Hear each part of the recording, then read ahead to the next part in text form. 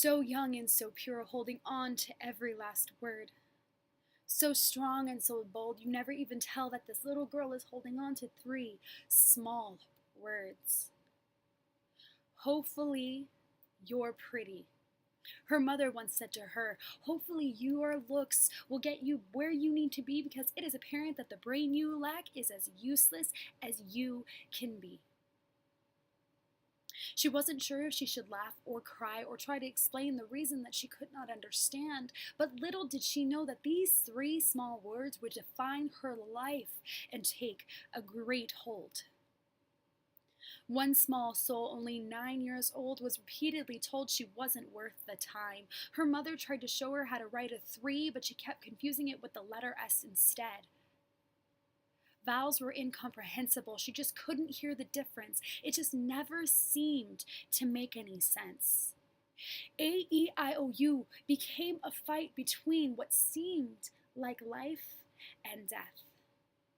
Tears of frustration came rolling down her face because she just couldn't hear the difference that they made, but her mother would always say, "It isn't that hard.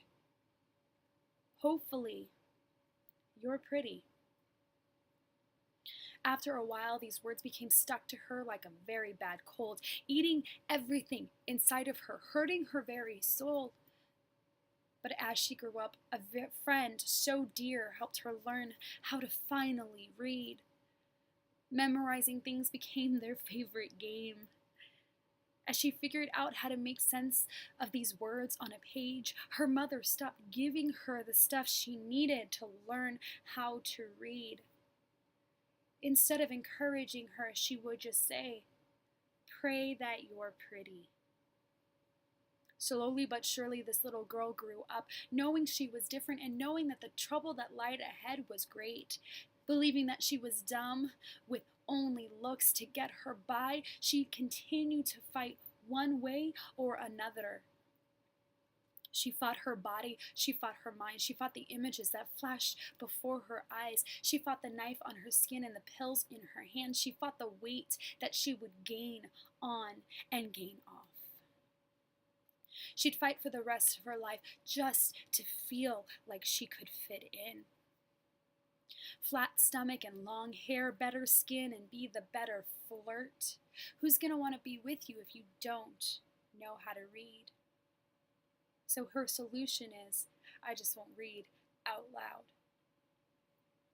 Intelligence became her fear because grades became the way that people told her that she would be defined by. So hopefully your pretty came flooding back in once more. So she would step on the scale to see what she was worth, and she'd hold her breath and suck it in just to know that love wasn't the door for you because she wasn't the figure that he wanted. Pain, pills, and anxiety, depression really hurts. Isolation is all that she felt. Not eating and always sleeping doesn't even exist when the purpose is completely lost. What is a girl to do when nobody believes in her? So before you speak, think. Before you say something like, hopefully you're pretty, or something along those lines to put somebody down and in their place, hold your tongue because you might just destroy someone. Think before you speak because you might just be what breaks their soul. Lift people up, don't tear them down. Be the person who encourages them to live and doesn't kill them figuratively before they even start getting the chance to survive. Look in the mirror and ask them what they see of themselves, and then interject when it's negative and speak a positive about what you see in themselves. This little boy or this little girl that has the world to adventure out into might just be crushed down because the words you spoke out of anger destroyed them before they could even leave the nest. Hopefully you're pretty were the words that killed me inside. But alas, I rose above because those words cannot hold what God had already defined who I was before I stepped into this earth. His plan is greater than the things we say, but don't be the person who destroys the innocence of a human soul because you are angry or impatient.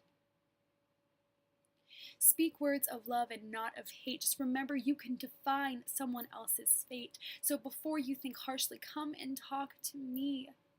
And I'll tell you what could happen to someone who your words affected because you were too busy screaming and projecting what you felt onto this little being. Don't let anger control what you say or define the relationships that you hold so dear. Because parents, you only get 18 short years before the world comes creeping in. Friends, you only get a lifetime. But remember, tomorrow isn't promised. So speak life and speak love, but please just don't speak out of rage.